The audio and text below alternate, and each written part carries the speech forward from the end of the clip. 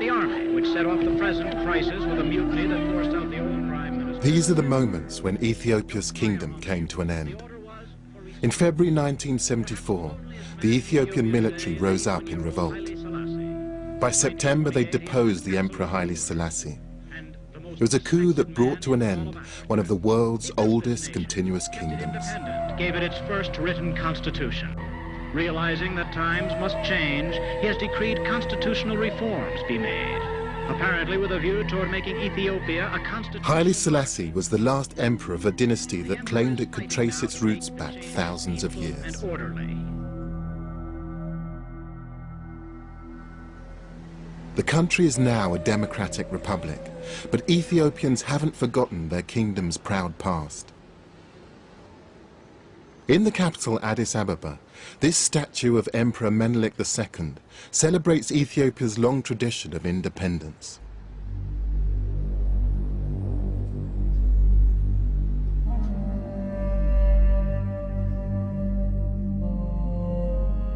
At a time when much of Africa was being colonized by European powers, Menelik II's army fought off an Italian attempt at conquest.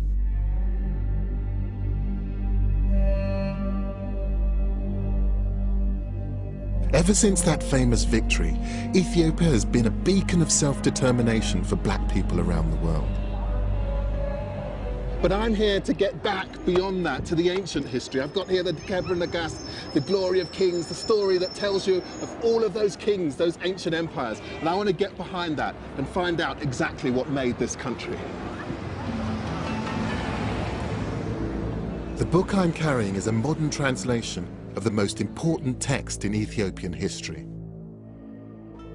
The Kebra Nagast was written in the 13th century. It sets out the lineage of Ethiopia's emperors. It makes some grand claims. It says the dynasty began in 950 BC, and that the first emperor, Menelik I, was the son of illustrious parents, Solomon, king of Israel, and Queen Makeda, better known as the legendary Queen of Sheba. The link to the Old Testament gave a legitimacy to the Ethiopian Empire. But is there any truth in it? Is there really a connection between Solomon and Sheba and the Ethiopians? That's what I want to find out. No.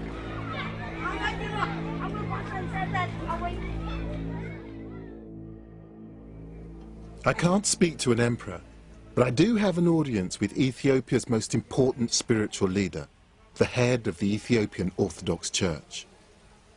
As with most ancient kingdoms, the Ethiopian emperors claimed their power came from God. Church and state were inextricably linked.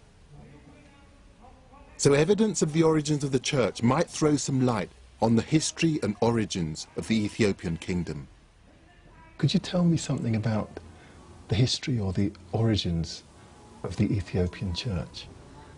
1,000 years before Christianity, Ethiopians have accepted officially the Old Testament order, and they have followed for 1,000 years. So we accepted Judaism, and then we accepted Christianity. Now it is 3,000 years old altogether. According to the patriarch, Ethiopia's Judeo-Christian tradition does date from the beginning of the Ethiopian kingdom. He says that the faith and the emperors came together. The foundation of this belief lies in the astonishing claim that the very basis of Judaism is actually here in Ethiopia. He tells me that the Ark of the Covenant containing the 10 Commandments was brought here from Jerusalem by Menelik, the son of Solomon. The Ark of the Covenant and the Solomonic descent comes together. The Ark of the Covenant is with us in Ethiopia. Can that really be true? If the Ark is in Ethiopia, it would be powerful evidence of a link between Ethiopia's founding emperor and the people of the Old Testament. But there's a problem. The Ark is deemed so holy a relic that no one is allowed to see it. And there's no historical evidence that Menelik I was the son of Solomon and Sheba. Yet faith in this legend is still strong.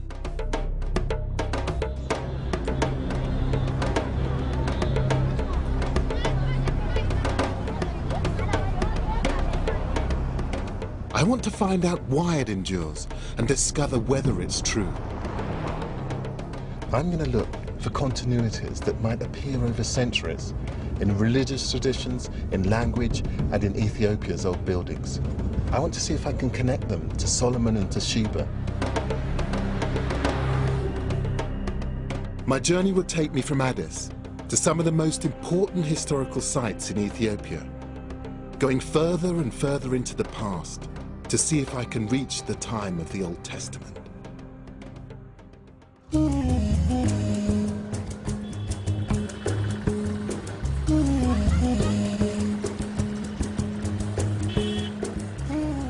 My guide here is Habtamu Mamu. We've come to one of Ethiopia's most important cities, and it's something of a surprise to me. So this is the old city? Yeah, this is one of the 5 main gates of Harar, you know? Right. The legend of Ethiopia's unbroken Judeo-Christian history isn't that straightforward. Harar is a Muslim city. It's like a warren. And it confounds my expectations in other ways too. Ethiopia's modern history has been blighted by drought and famine. But in places unaffected by shortages like Harar's market, trade is brisk.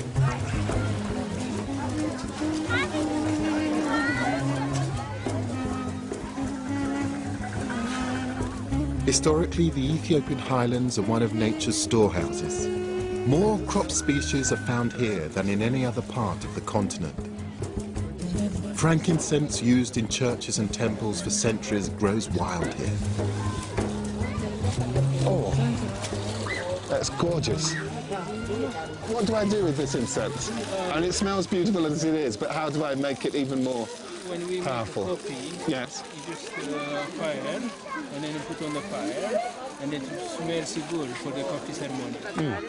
Thank you very much. Thank you. What should I be saying to her? I'm just... Segnalo. I'm a seconado. I'm a seconado. And I apologize for being so English about it. For at least 2,000 years, Ethiopians have traded frankincense north to the eastern Mediterranean, along with a lively trade in other goods. Coffee was first cultivated here in the 9th century, but it isn't the most popular item for sale. This is chat. It's the stuff that they eat. And what is it good for you? What does it do? The chat. It's very good that it makes you awake. It's just the stimulant. Stimulant, yeah. It makes you strong. It stimulates you more. It's to make me. Stimulate. Really? As well as its secular uses, chat is used here by Muslim mystics to help them on their spiritual journey. But perhaps it's not a surprise that there should be such a strong Muslim population here. After all, it's only a short hop across the Red Sea to Yemen and Saudi Arabia. But what is remarkable is the role the Muslim population played in maintaining Ethiopia's independence, shoring up the relationship between Ethiopian Christianity and royal legitimacy. Back in the 17th century, Ethiopian Muslims made common cause with Ethiopian Christians in a deal brokered by Emperor Fasilides.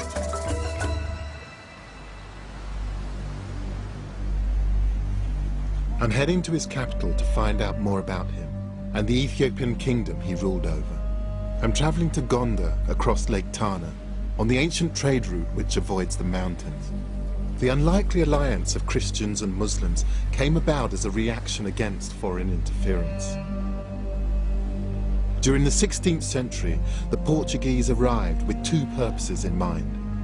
One was to take over the Muslim trade routes. The other was to find a mythical Christian ruler called Prester John. They travelled right down the west coast of Africa in search of him. And then when the boat technology improved, they came up the east coast. And it was here in Ethiopia, that they thought that they'd found him. Prester John turned out to be a figment of European imagination. Instead, the Portuguese found a real Ethiopian Christian kingdom.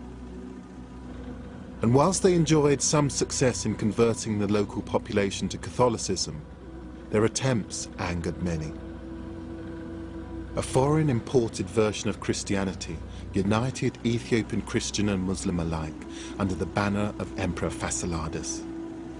They expelled the Portuguese and executed their Jesuit priests.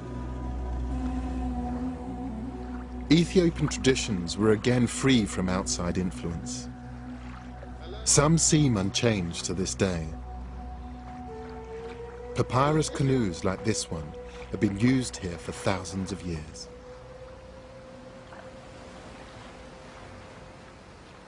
Could you ask him if he's caught anything today? Oh. You are I know someone. So you can buy the fish. They can buy the fish. How much for them? What kind of fish is this? Tilapia. Tilapia. Just give him the money. Thank you very much. It's right back again.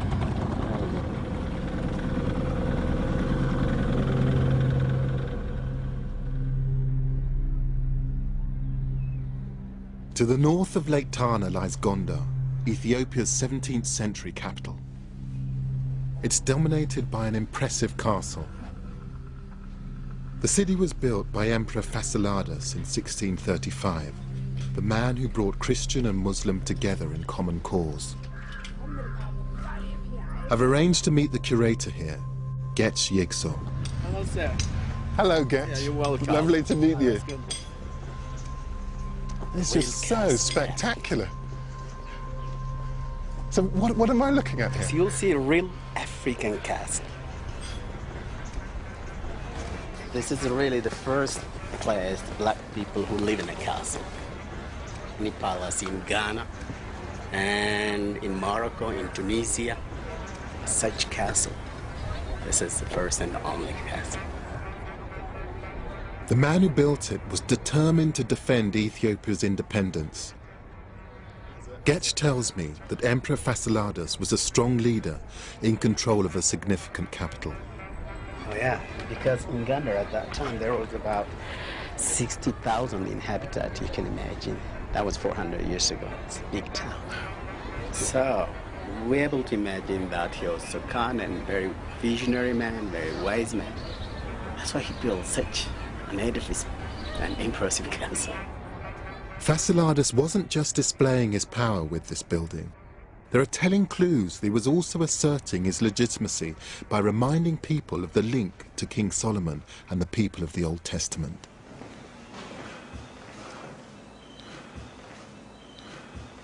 Up here I can see that there's a Star of David. Right. That is the Star of David because the previous Ethiopian kingdoms believed that their families comes from the Solomonic descendant. Yes. They're from the same family. Fasciladas was one of them. That's why he put inside. And connection to Solomon, what was that? I mean, is it a legend or is this an actual real? This is the real connection. I knew that it would be difficult to separate fact from myth. Here, it seems impossible.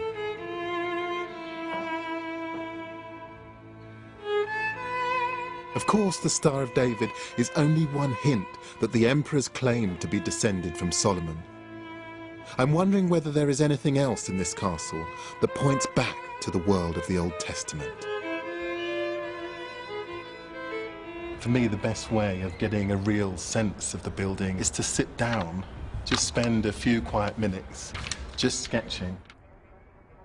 I suspect that Fasciladas may have been more influenced by outsiders than he would have cared to admit. The battlements look Portuguese to me, and the domes look east towards perhaps India. But I can also see what looks like a curious technique. in the way the long wooden beams have been used in the stone building. I'm particularly interested in how the architect has used this beam to support the masonry, and it's a wooden beam. It's quite unusual for it to be that long. The beam's unnecessarily long for its function. My hunch is the design may be a throwback to an earlier time. It's almost like an architectural quote. To see it here in this site where they've absorbed influences from all over the neighbouring regions is absolutely fascinating. Details like the beam suggest that while there were some outside influences on the kingdom, local heritage and traditions were fundamental. And the execution of the Portuguese Jesuits shows the emperor's determination to defend the distinctive role of the Ethiopian church. Just as in Western Europe, many of the oldest buildings still standing in Ethiopia are churches. And I feel sure these buildings can tell me about the relationship between the emperors, their faith, and their history. This church was built by Emperor Yasu, a close successor to Fasciladas in the 17th century.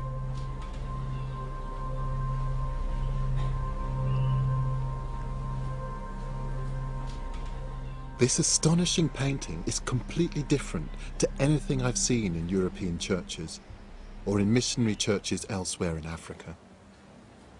I spend so much of my time trying to rationalize and explain beautiful things, but very occasionally I'm just completely knocked sideways by something, and coming in here to this particular church and seeing a lot of the Christian tradition that I was brought up with depicted in a completely new way with a level of intensity that I've never seen before, it's just absolutely astounding.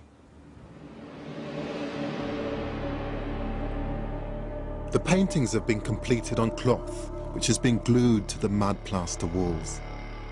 Emperor Yasu seems to have been reassuring his subjects that he could look after them. He commissioned artists to paint angels on the ceilings as if protecting the worshippers below.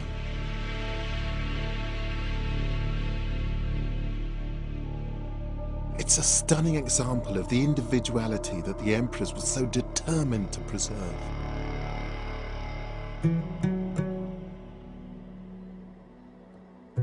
And I can't help wondering whether other telling traces of the past still survive within Ethiopia's ancient churches.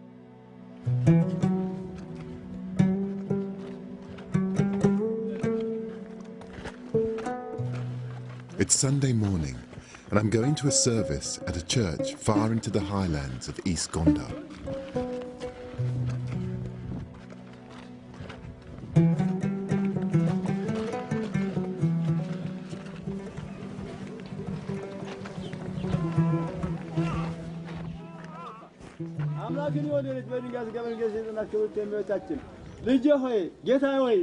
Bible passages are being read in Ge'ez, the ancient language of the Ethiopian kingdom.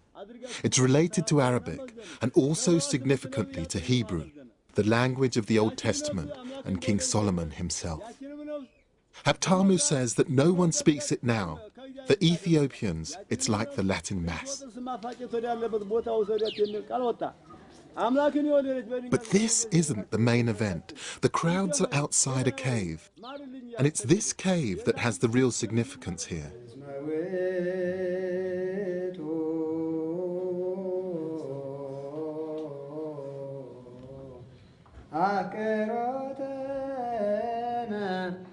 This place contains beehives, which are regarded as holy by the congregation.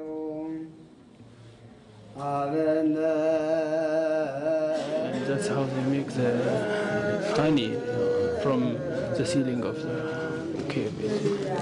How amazing. And that's why it's considered that it is a holy honey, because they are in the church. They died in the church. And nobody brought them by themselves. Oh, they came by themselves.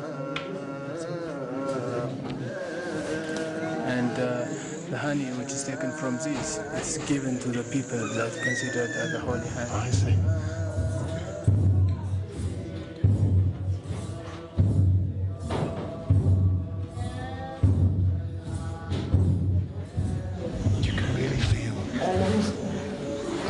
indescribable feeling of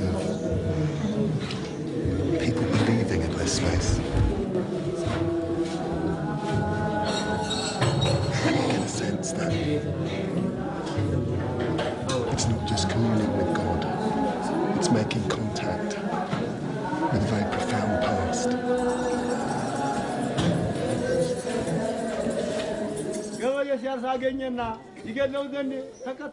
Honey is a staple of Ethiopian religious and everyday life. From the honey, the Ethiopians make a kind of mead, which is called tej. It is both the national drink and the communion wine. This honey is believed to have healing powers, a cure for everything from minor ailments to major ones, like leprosy. Honey has long had a special place in other cultures in Africa and the Middle East. What's unique to Ethiopia is its connection to one of the kingdom's greatest rulers. It's said that a swarm of bees prophesied his future greatness when he was a baby, and that he was named after the bees' humming sound. His name was Lalibela. The city he built, which today bears his name, is a place which has no parallel with anywhere else on Earth. I've traveled east from Gondo. Now I'm heading to one of the most important places in Ethiopian history, Lalibela.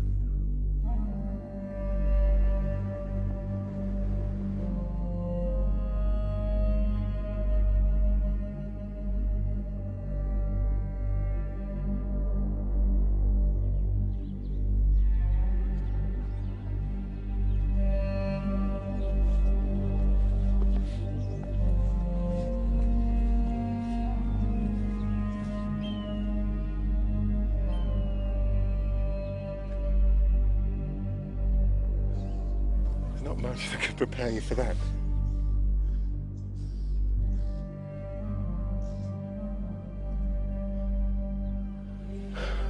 It's just astonishing. This is one of the churches of Lalibela. They've been sculpted out of the mountain, each one carved from solid rock. You get a sense of just what a huge amount of energy it must have taken to excavate this hole and to do it with such incredible precision. Every single one of those angles is just so precise. You can still see the subtle incline of the hill on the roof, but the actual body of the church. And if you designed it, made it in concrete with molds, you couldn't make it more precise. It's just astonishing.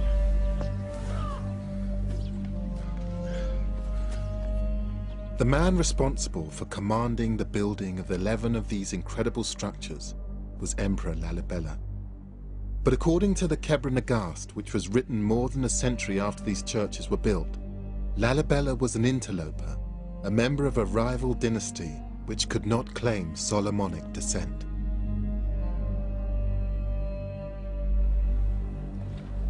However, Lalibela claimed God commanded him to build these churches, and in so doing, he attempted to claim legitimacy as an emperor because he was doing God's work. A legend grew over centuries that the buildings were completed at superhuman speed. But recent research by a team of French archaeologists, led by François-Xavier Fauvel, suggests otherwise. Usual story on Lalibela says that the whole churches were built at the same time during a very short period of time, whether it was 3 nights and 3 days or 24 years. Yes. But basically this is the same story. And now we are starting to expand the sequence, yes. And which covers now a number of centuries. Yes. We have occupations here, human occupation, centuries before the 13th century, yes. and the architectural program of Lalibela develops on 2 or 3 centuries, yes. From the 12th to the 15th century at least. We can go inside here. There's still a great deal that historians don't know about Lalibela. It's unlike any other archaeological site, in that it's almost a case of archaeology in reverse. So in that way, it is not an archaeological site. and it is, and you have to wash your mind about all this kind of previous way of thinking about architecture and archaeology. Instead of having successive deposits, you have just successive removals of stone, and instead of having this deposit accumulating and giving you information about the successive occupiers of the place, you have people who, the more they removed, the more they erased traces of people that were here before. The French investigations are expected to go on for at least 4 years. Emperor Lalibela left an intriguing legacy, one which underlines the uniqueness of his kingdom. It's down here outside, when you don't actually just have the light radiating straight down onto it, that you can begin to see just the intensity of the colour of the rock. And it almost glows. It just blows you away because it's completely unlike anything I've seen before. And that isn't just in terms of the design, but it's just thinking about, what does it take to do something like this?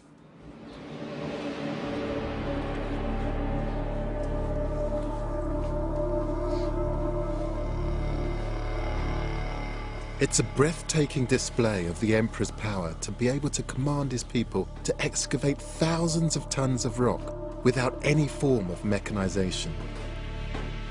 And it speaks of the cosmopolitanism of this part of Africa at the time.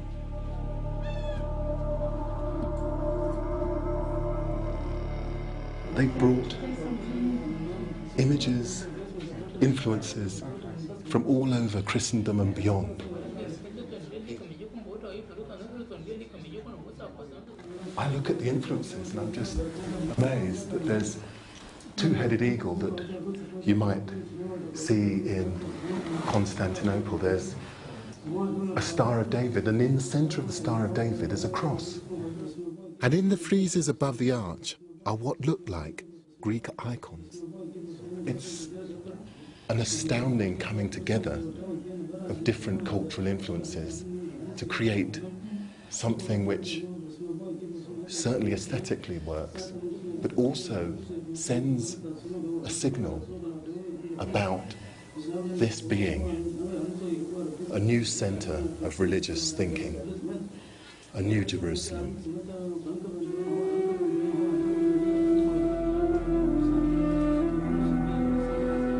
This is a scale and quality of architecture on a par with many of the achievements of medieval Europe. And it's fascinating to see this cosmopolitan approach in a place which many medieval Europeans considered the extreme fringe of Christendom.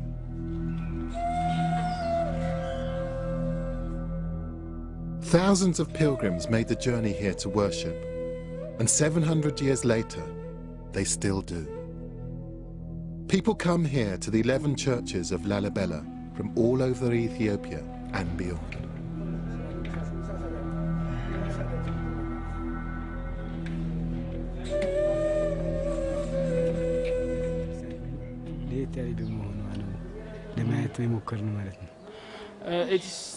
We heard that it is totally different from other churches, and religion-wise we are told that if a person go to Lalibela and see, if you make a pilgrim, you will be righteous, and from generation to generation. So that's why we luckily come here and to see the church. There's no doubt that Emperor Lalibela left the kingdom something lasting and significant.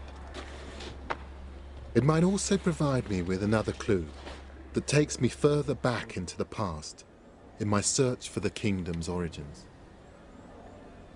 The architectural features are very distinctive. These shapes are thought to represent the rising sun, and the lower windows have a variety of cross designs. It's a double cross so that you can actually see it both as a cross and then also extruded. And then at the very top is this shape that you see everywhere. One of the things I'm beginning to think about this building is just looking at these windows, you are forced to ask the question, why? Why these shapes? But also, why go to this length of bother to create something quite so complex? But more intriguing than the windows are the blocks at each corner. They look almost like beams, but the way these churches have been created means that they're architecturally unnecessary. This building is completely made from solid rock, so there would be no need to have any supporting structures inside it. And yet it has some of those sorts of supports running all the way along the length of this building. The use of apparently structural features as pure decoration tells me that they've been copied from buildings that already existed. Architectural quotations, if you like. It also suggests that those earlier buildings may have been important to the people who built Lalibela. Remember, according to the Kebra Nagast, Lalibela was not descended from Solomon, so perhaps in copying an architectural style, he was emphasizing his claim to be the heir of earlier rulers. Maybe in this architecture lies Lalibela's claim to royal legitimacy, to biblical descent, and to greatness. But I don't know how old the buildings that inspired Lalibela might be, or whether they lead to a connection between the kingdom and Solomon and Sheba. To find out, I'm going to head even further into Ethiopia's past. This is one of the oldest inhabited places in the world. Archaeologists have discovered signs of the earliest human development here from over 4 million years ago. Even things that appear recent are ancient. These terraces in Tigray province are believed to have been ploughed for 3,000 years.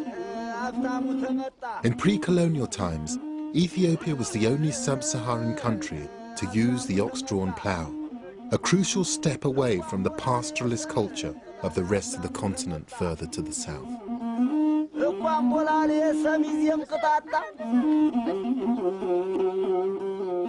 The terraces rise from the bottom of the valleys to the mountain peaks, and they all have to be ploughed in time for the rains in a few weeks' time. I want to try my hand at a 3,000-year-old skill. I'm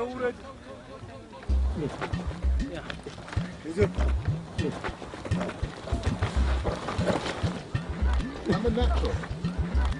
How do you get out of a job here? Hit, Velo. I nearly had my eye out there. How do I stop them? What do I do to them? Oh.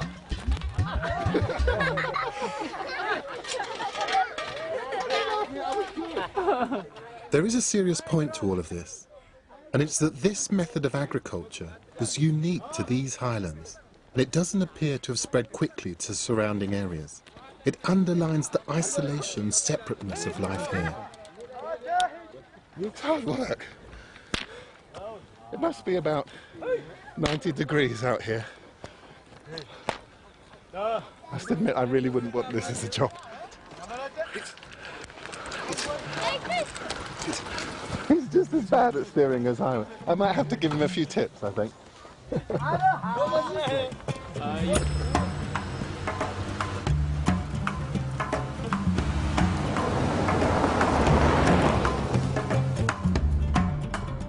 We're 10,000 feet above sea level here, and visitors to towns like this are unusual.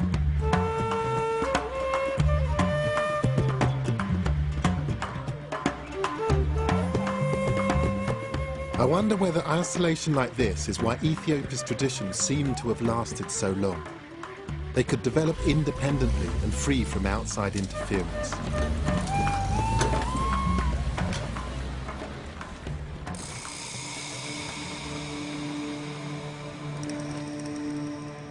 But there are few places in the world more self-consciously cut off than my next destination. In the far north of Ethiopia lies Debre Damo, one of the most important sites in the country. Debre Damo is one of the oldest buildings in Ethiopia, and it sits on top of this imposing Table Mountain. It's a monastery dating back to the 6th century, and its famed isolation is justified. The only way to get to it is by climbing a rope made of goat skin up a steep cliff. And hopefully do a quick prayer for us as well. I need all the help I can get. Good luck, Haptamu. Thank you. It seems like a good idea to send Haptamu up first. He can show me how it's done. Oh.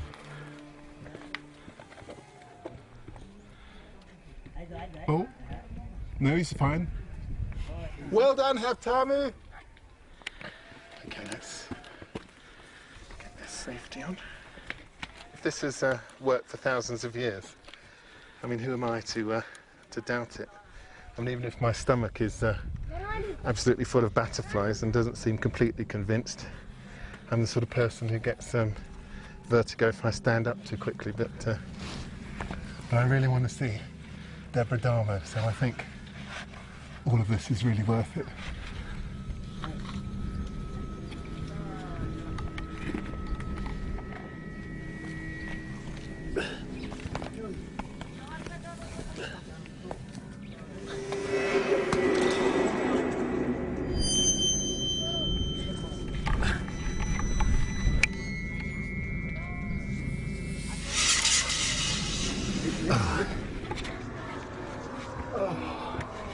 Oh, I made it. Oh, that probably wasn't very dignified, but I don't care.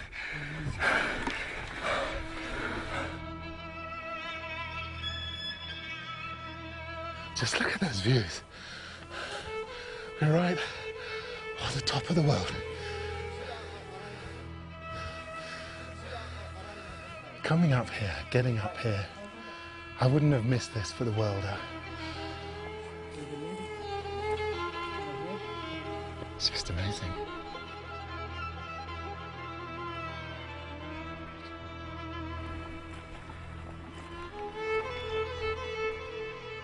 When the monastery was first established, it's believed that up to 1,000 monks lived up here.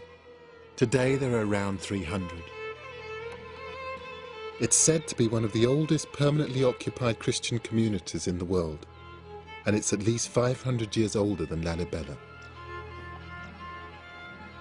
It was built thanks to another Ethiopian emperor, Gabra Mescal.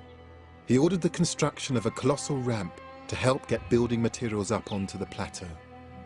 Once the monastery was completed, the ramp was demolished and Deborah Damo was isolated once more.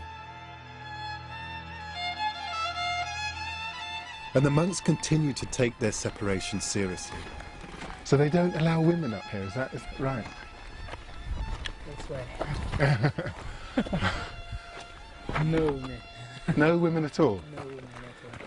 And that's ever? There were never any women allowed up here? And that's the church? In fact, ever since the 6th century, they haven't even allowed female animals to be brought up from the valley floor.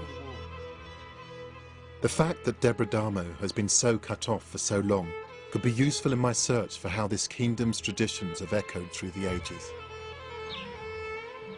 I need to see the most important building here. Tomorrow I'm going to join the monks at a special service inside the 6th century church. So we're going to try and get a little bit of shut-eye and then be up with the sun, because that's when the monks get up.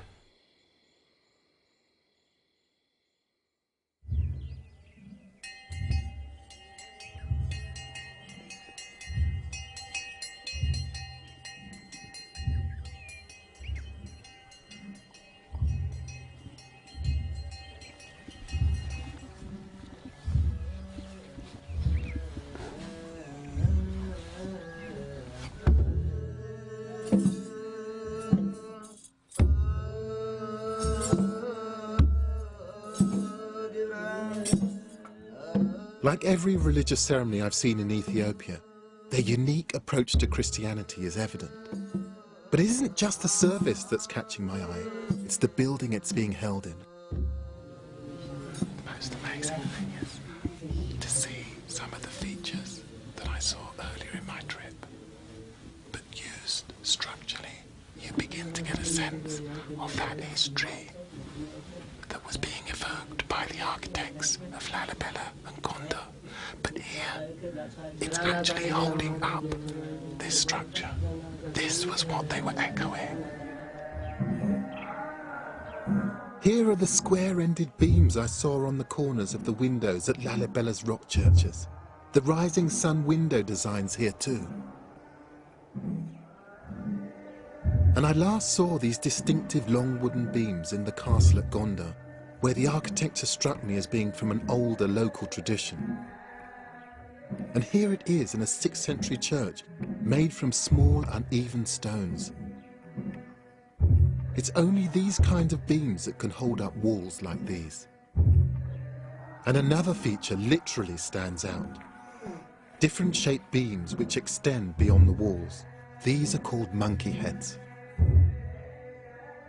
I just tried to spend a few minutes just thinking about how this monkey head technology was actually put together. And what I think is that these heads represent the end of a sort of dumbbell-like piece of wood that sat across a beam. And basically, because the ends were wider than the body of these structures, it actually meant that the pressure from above helped to keep the building taut. This actually meant that you could actually build more than one story on these buildings.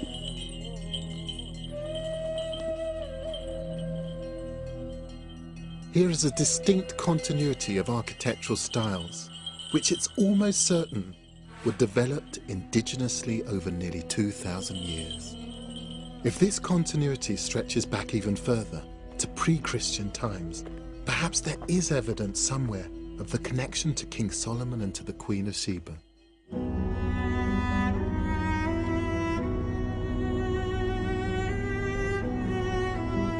Debre Damo deliberately cut itself off from the world. My next destination was once the busiest and most important city in Africa, Aksum. The interesting thing is that at the time that Debre Damo was being founded, Aksum was a huge, thriving city. And I'm just reading this book, which is about Aksum at its height, about it being a huge ivory market and people coming from all about to trade with this enormous empire. The book is the Periplus of the Erythraean Sea, a 1st century travel guide which describes Aksum as a thriving, bustling city. In fact, other documents of the time ranked Aksum alongside Rome, Persia and China as one of the 4 great world powers. Given its significance, I think it's remarkable we know so little about its history. After all, Aksum has a considerable claim to fame. This, according to Ethiopians and their Orthodox Church, is where the son of the Queen of Sheba and King Solomon actually brought the Ark of the Covenant 3,000 years ago. Ethiopian Christians believe that beyond these walls is one of the foundations of the Judeo-Christian tradition, the Ark containing the 10 Commandments. Until 1974, that Ark was the cornerstone of the legitimacy of the kingdom itself. The existence of the Ark here would go a long way to prove that the Ethiopian dynasty of emperors was founded by King Solomon and the Queen of Sheba. It would confirm the legends that have lasted for centuries. But the Ark is deemed so holy that no one is allowed anywhere near it. I can't go beyond this point here, because in that chapel there is where the Ark of the Covenant is said to be held.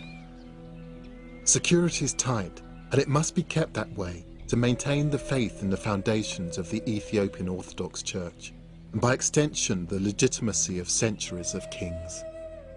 If the Ark is not inside this building, then the foundations of the Church and the Ethiopian royal line would be destroyed. But the Ark is not the only potential evidence of this kingdom's ancient heritage. My search for Ethiopia's past continues, right next to the Ark's purpose-built resting place.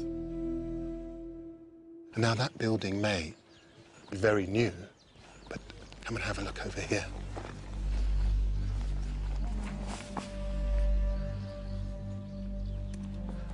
Down here is something very, very old. This is the remains of a building which is 4th century, said to have been built by King Ezana. Ezana, archaeologists believe, was responsible for Ethiopia's first Christian church. He was the first Ethiopian emperor to convert to Christianity. Archaeologists know this for certain because coins minted during his rule show almost the moment of Ezana's conversion. One coin has a Christian cross in its design, but another, earlier coin, shows the pre-Christian religious symbol of the crescent moon and the sun. This is hugely significant. It means that there was a continuity of ruler before and after Ethiopia became a Christian country. The Judeo-Christian tradition here does seem to be unbroken. The coins confirm another fact. By the 4th century, this was a significant, well-established kingdom. This was the only place in sub-Saharan Africa at that time known to have issued currency.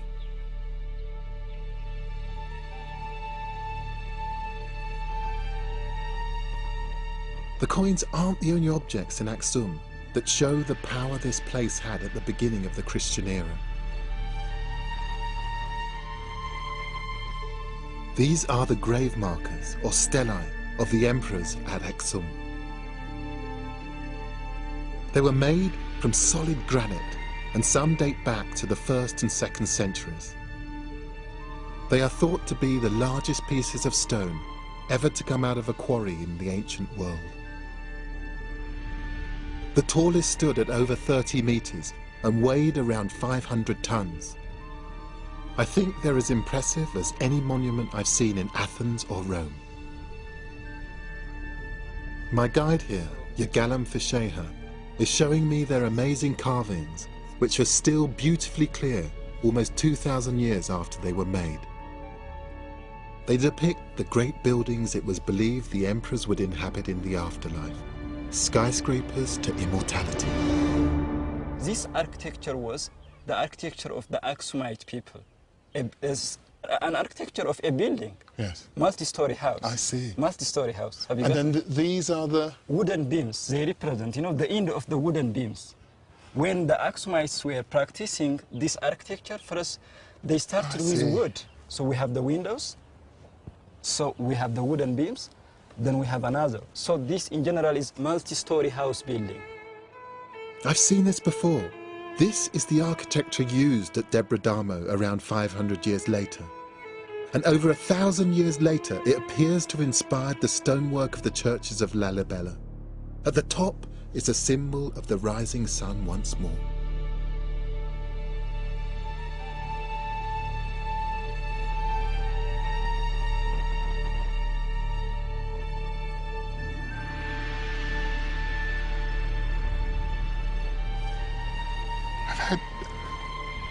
Just a very quiet epiphany moment when this journey has begun to really make sense. I mean, this stela, this single piece of rock, holds many of the elements that I've seen on my journey up until now, but here configured in a way that gives them a kind of sense, gives them a continuous historical narrative, which I suppose is the history of Ethiopia.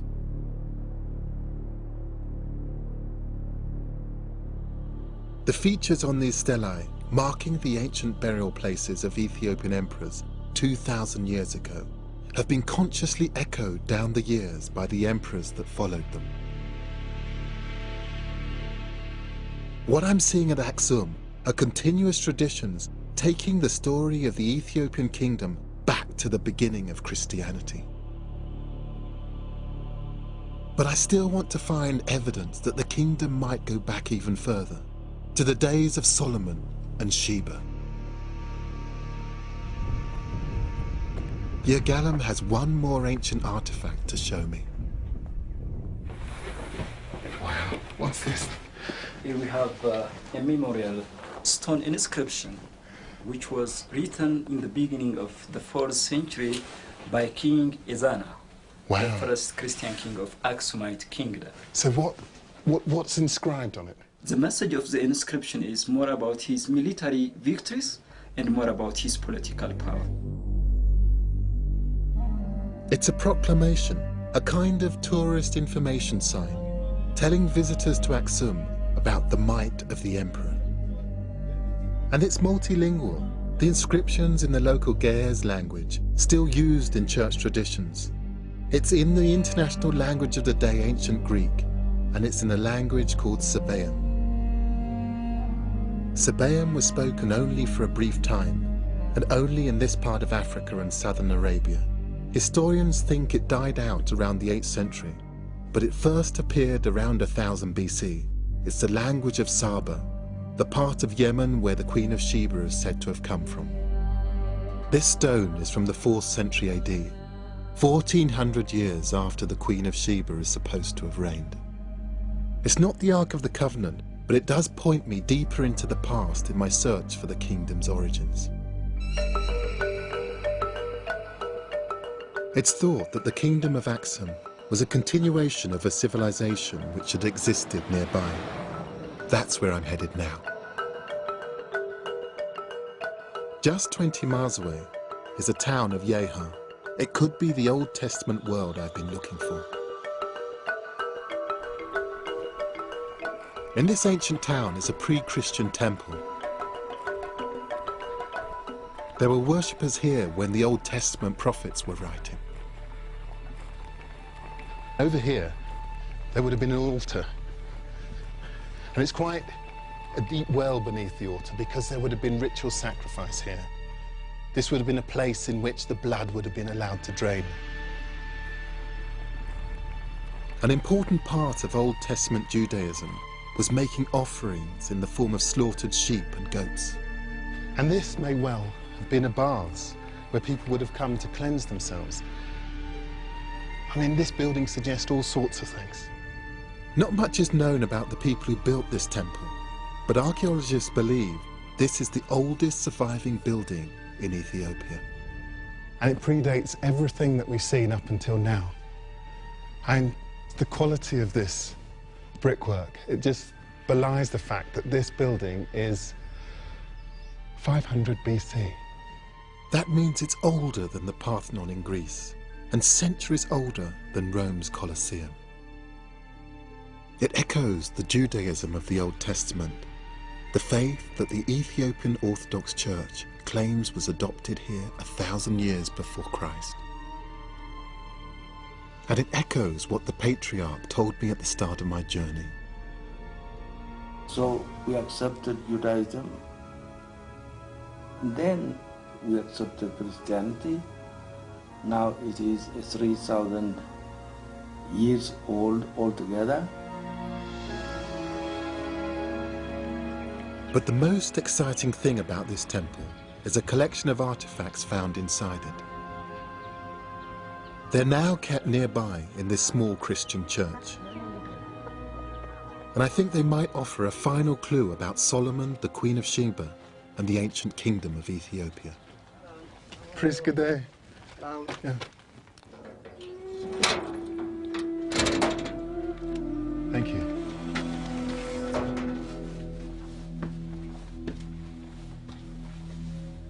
I didn't know it would be like this.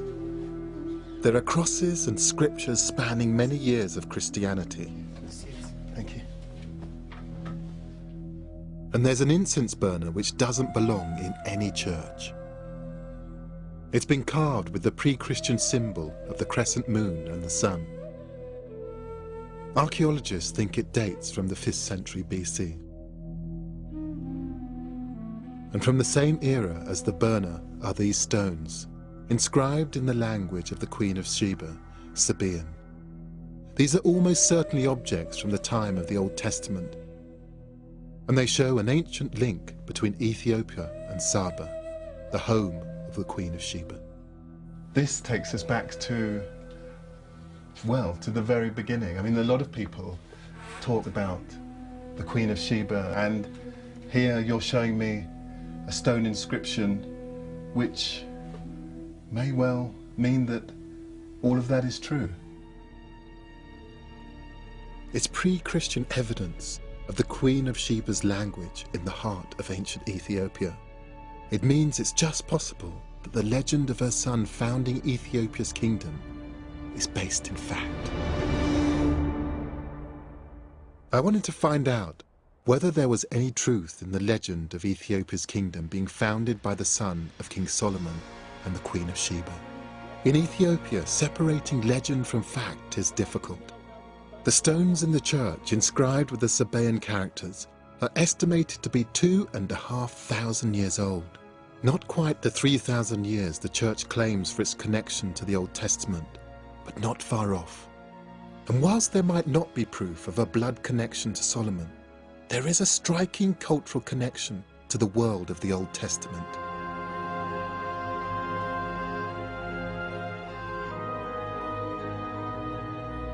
It's also striking that faith in this legend has lasted for centuries, closely tied to the unique traditions of the Ethiopian church.